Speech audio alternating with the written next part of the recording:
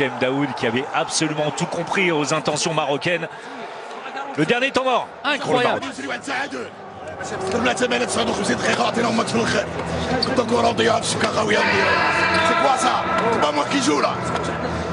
Jouer jusqu'au bout. معنا السانكسيون على منافسات على منافسات الديروغاسيون دو دي باس ديجا باك 2 minutes اسمع بالكم يبروفوكونا 2 minutes ديجا خلي l'autre اللي يحضر ديجا pas de monter si il marche on a la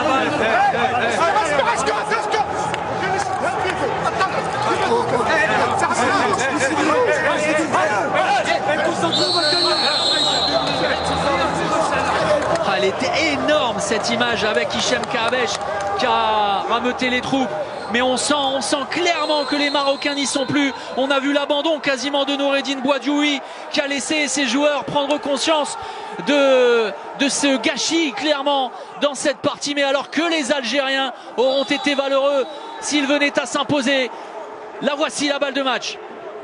Dans les mains des Marocains en supériorité numérique, pas de gardien une nouvelle fois, ça n'a pas vraiment fonctionné. Il n'y arrive plus, il n'y a plus de solution.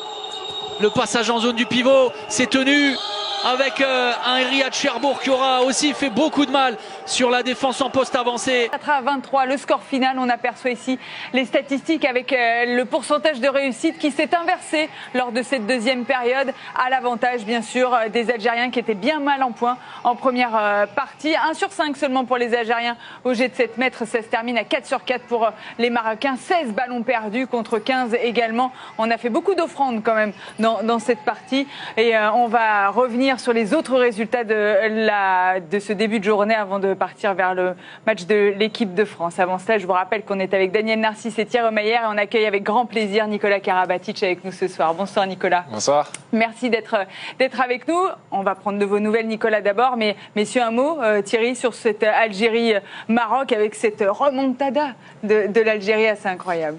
Oui, c'est assez incroyable parce qu'on ne voyait vraiment pas l'Algérie revenir dans ce match. Ils étaient complètement dépassés par l'envie marocaine, mais aussi par leur non-première mi-temps. Et ils ont réussi à inverser la tendance au fur et à mesure de cette deuxième mi-temps, de la fatigue du côté marocain qui n'a pas énormément de rotation et une fin de match assez folle où malgré tout les Marocains auraient pu quand même à minima au moins décrocher le match nul. Mais l'Algérie a profité des erreurs marocaines pour marquer 2-3 buts dans le but vide et aller faire, c'est vrai, quand même un hold-up. On est vraiment un peu triste pour cette équipe marocaine et le sélectionneur qui est vraiment très touché parce que quand on domine comme ça un match pendant 45 minutes, c'est compliqué de s'incliner sur la fin. On rappelle que c'est un match du groupe F. Dans ce groupe-là, il y a également le Portugal et l'Islande que l'on va suivre également dans quelques instants sur beIN Sport 3. Malheur aux vaincus pour ce Algérie-Maroc puisque les 3 premiers de chaque groupe seront qualifiés pour la suite de la compétition. Daniel, un premier match à surprise, il y en aura d'autres dans ce mondial avec 32 équipes. C'est sûr qu'on va en voir d'autres. Hein. Oui, c'est sûr qu'on va avoir pas mal de surprises. C'est vrai, comme Thierry l'a dit, les Marocains, toute l'énergie qu'ils ont pu mettre sur le terrain avec leur défense très agressive et sur les montées de balles et aussi en attaque placée, ça a peut-être sûrement pesé un petit peu dans les jambes tout le long du match, qui ça a permis aux Algériens de revenir au score et peut-être avec la fatigue et le manque de lucidité sur la fin, ils ont malheureusement pas su tenir le score. Donc on verra comment ils vont se sortir psychologiquement de ce match-là pour aborder les autres matchs. On fera le point sur le classement en fin de soirée. Dans le groupe de la France, le groupe E, l'Autriche et la Suisse s'affrontaient. C'était donc également à partir de 18h. On a suivi ce match-là sur beIN Sport 3. Et oui, le score, il n'y a pas d'erreur au score. C'est bien la Suisse qui s'est imposée 28-25. La Suisse qui est l'invité de dernière minute dans ce mondial. Ils sont arrivés ce matin au Caire. Ils s'imposent de 3 buts face à l'Autriche. Nicolas, est-ce que vous êtes surpris par ce résultat? Surpris, oui, la surprise, c'est le fait que la Suisse ait été appelée à la dernière minute et que du coup, ils ne se soient pas du tout préparés pour ce mondial et pour ce match et qu'ils gagnent. La surprise est là. Après, la Suisse, c'est une bonne équipe. Ils ont des très bons joueurs, mais je ne connais pas. Je sais que de l'autre côté, leur grande star, Bilic, s'est blessé en début de saison, donc je ne connais pas vraiment la valeur de l'équipe de l'Autriche.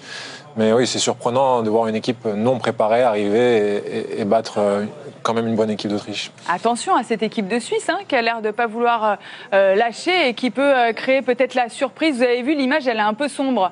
c'est pas de notre faute, on s'amuse pas à mettre des filtres sur les images qu'on reçoit d'Égypte. Apparemment, tout n'est pas encore totalement prêt pour ce mondial et on espère que pour le match de l'équipe de France, tout sera réglé en ce qui concerne la luminosité de l'image que l'on pourra vous proposer. Le classement donc du groupe de l'équipe de France, on vous rappelle que les 3 premiers de chaque groupe seront qualifiés pour le tour suivant. Pour l'instant, c'est la Suisse qui prend les 2 premiers points. On espère que l'équipe de France réussira également à débloquer son compteur. Les Bleus sont opposés à la Norvège à partir de 20h30. Un mot sur ce groupe, Nicolas. France, Norvège, Autriche, Suisse. Les Bleus doivent sortir déjà de ce premier tour. Oui, ça, là, je me fais pas trop de soucis pour ça. La Norvège, on commence avec le plus gros, donc la Norvège, mais après l'Autriche et la Suisse sont des adversaires à notre portée et on va les battre, donc on va passer, c'est sûr, dans le second tour. Le seul truc, c'est qu'on commence avec la Norvège. On a fait 2 mauvais matchs face à la Serbie et on commence avec le plus gros, avec un petit manque de confiance. Donc si ça se passe pas bien ce soir, on sortirait de 3 matchs, voilà, avec pas trop de confiance engrangée, et ça serait un petit peu délicat. Mais on va passer. Et derrière, le groupe qu'on croise, c'est aussi abordable. Donc voilà, les championnats du monde vont être longs et le match de ce soir est important pour engranger de la confiance, mais une défaite ce soir n'est pas rédhibitoire. Exactement, je suis d'accord avec vous, Nicolas, mais il n'y aura pas de défaite ce soir, c'est ça le plus important, hein, Daniel? Non.